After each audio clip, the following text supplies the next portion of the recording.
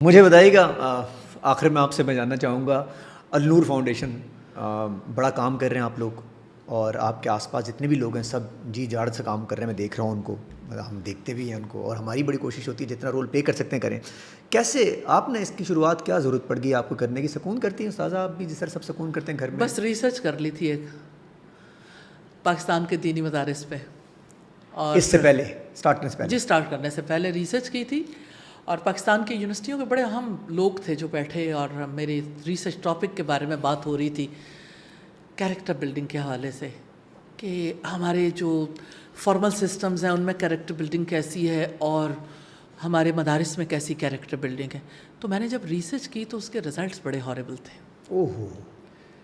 تو پھر ہم یعنی اس کے رزلٹس کی وجہ سے ضرورت محسوس ہوئی آپ کو؟ یعنی وہاں ہم انٹرنیشنل اسلامک یونیورسٹی میں بیٹھے تھے، اور اس وقت کے جو یعنی ہمارے ریلیجس افیئرس کے منسٹر تھے وہ بھی تھے، ڈائریکٹر شریعہ اکیڈمی، ڈائریکٹر دعویٰ اکیڈمی، یہ سارے لوگ تھے وہاں پہ، اور پاکستان کے سیرت چیئر کے پروفیسرز تھے، مختلف لوگ. کیا تو فیل انہوں نے کہا اس کہ اس وقت انہوں نے کہا کہ دیکھیے یہ کام اب نہ تو ہمارے فارمل سسٹم سے ہوگا، نہ اب ہمیں یہ امید رہ گئی ہے کہ اس سسٹم سے ہو،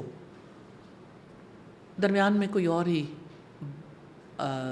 برج کو، اس گیپ کو برج اپ کرے گا.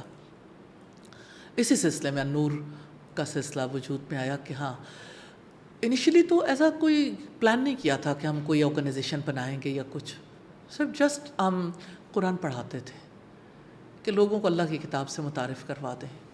پھر آپ کو پتہ ہے کہ ایک اکیلا فرد جب کام کرتا ہے اور اتنی ڈیمانڈ بڑھ جائے تو کیا کریں، تو اس کے لیے ایک گروپ آف پیپل کو پریپیئر کیا، پھر ان کو سنبھالنا مشکل، پھر اس کو ایک آرگنائزیشن کی شکل دی، پھر الحمدللہ اللہ تعالیٰ کی رحمت ہے پھر یہ سلسلہ اور آگے بڑھا. تو اب تو الحمدللہ اللہ تعالیٰ کی بہت رحمت ہے. فنڈز گورنمنٹ آپ کو دیتی ہے؟ کیونکہ آپ تو ایسا کام کرنے جا رہے ہیں جو گورنمنٹ کو کرنا ہے. گورنمنٹ ہمیں کیوں فنڈ دے؟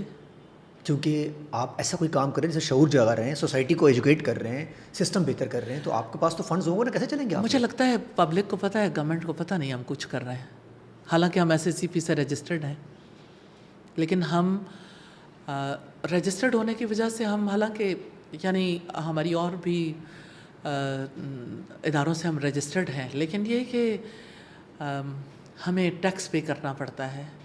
اور عجیب بات یہ ہے کہ ہم جتنے ویلفیئر، جی ہمیں ٹیکس پے کرنا پڑتا ہے. آپ تو نان پروفٹ آرگنائزیشن ہوگی نا؟ جی NPO ہے ہم. تو نان پروفٹ کے اندر ٹیکس آپ کیوں پے کرتی ہیں؟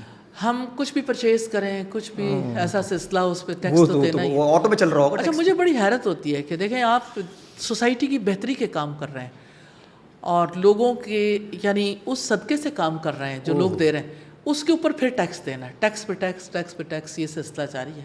کوئی کنسٹرکشن ہو اس کے میٹیریلز پہ ٹیکس ہے، آپ کچھ کسی قسم کی چیز پرچیز کرتے ہیں، پیپر پرچیز کر رہے ہیں، آپ نے قرآن پرنٹ کروانا ہے اس پہ بھی ٹیکس ہے، آپ جو بھی کام کرنا چاہیں ہر ایک چیز پہ ٹیکس ہے. بس ہوا پہ رہ گیا، خالی سانس لینے میں ٹیکس باقی رہ گیا. اگر سانس لی انہوں نے یہاں بھی مشینیں لگا دینی کہ ٹیکس آپ دیتے رہیں.